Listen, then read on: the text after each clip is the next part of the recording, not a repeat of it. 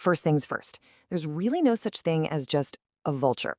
The name actually covers two totally different, completely unrelated families of birds. They evolved on opposite sides of the planet, but get this, they evolved to do the exact same critical job. And this is just a perfect example of what scientists call convergent evolution. You've got the old world vultures over in Africa, Asia, and Europe. They're related to hawks and eagles.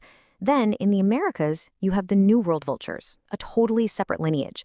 But because they fill the same ecological niche, they ended up looking and acting remarkably alike. It's like nature had the same problem on two different continents and came up with almost the exact same solution. Pretty incredible. So let's talk about how they look. Yeah, some of the features we find a little strange or maybe even unattractive are actually brilliant biological tools. Their unique anatomy makes them perfectly, and I mean perfectly, suited for their line of work. The bald head. It's their most iconic feature, right? But it's got nothing to do with looking menacing. It's an absolute masterclass in functional design, and it serves more than one crucial purpose for their survival. That bald head is just genius. I mean, think about it. If you're sticking your head deep inside a messy carcass, the last thing you want is a bunch of feathers getting gunked up with bacteria. No feathers? No problem. But it's also a radiator. Vultures can use that bare skin to release body heat when it's hot, helping them regulate their temperature perfectly. It's simple, but brilliant.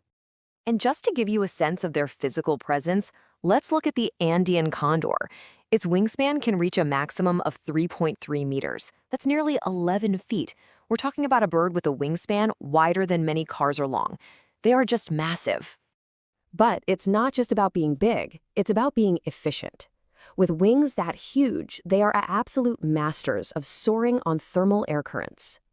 In fact, a study on Andean condors found they flap their wings just 1% of their flight time. 1%.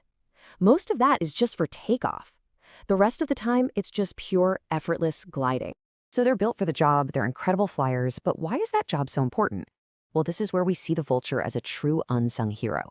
Their role as scavengers is absolutely indispensable for keeping entire ecosystems healthy, and that includes us.